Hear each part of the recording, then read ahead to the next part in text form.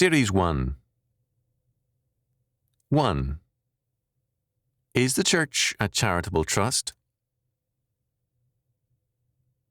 The First Amendment, with its assurances of freedom and religion, the press, and more, is steadily being eroded, and new doctrines of status control are replacing it. Our concern today is with one aspect of this charge as it affects religious liberty. Various federal agencies and many states are quietly reclassifying the church, the Christian school, missionary agencies, monastic orders and the like as charitable trusts. At first glance, this seems to make no appreciable difference. The tax-exempt status continues and there is no dramatic change.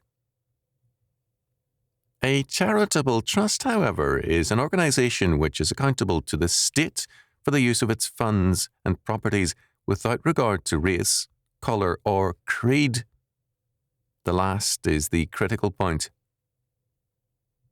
If a church must represent all creeds and religions, it ceases to be a church. A charitable trust is by law under state control. United Way is a classic example. To reclassify churches as charitable trusts is to make them state churches.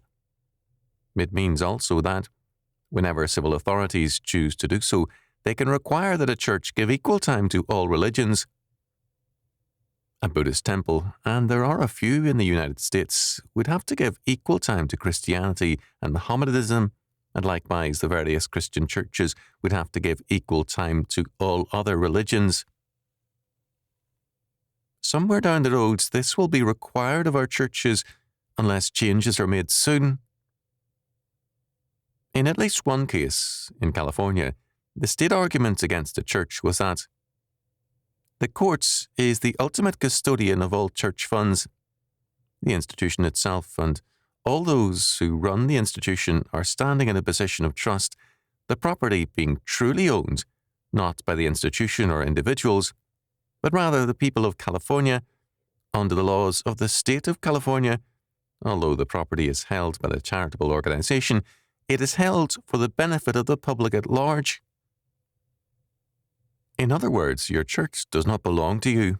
It belongs to the state, and it can be taken from you at the will of the state. Let me add that this situation is not unique to California, but is common to most of the country.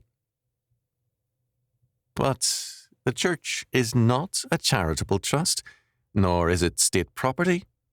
The whole point of the First Amendment is to preserve religion from state controls. The church belongs to God. It is responsible to Christ and to the people who support the church. The attempt of bureaucrats to call the church and its agencies charitable trusts has an obvious motive: to place the church under state controls and to give it the same blessings of mismanagement which they give to everything else. The issue is one of control.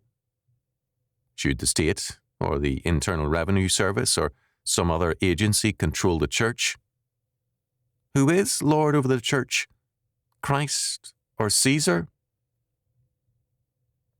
Do we still regard the First Amendment as a part of the Constitution? The First Amendment was adopted because the clergy of all the states demanded it. They were afraid of a federally controlled or established church, and with good reason.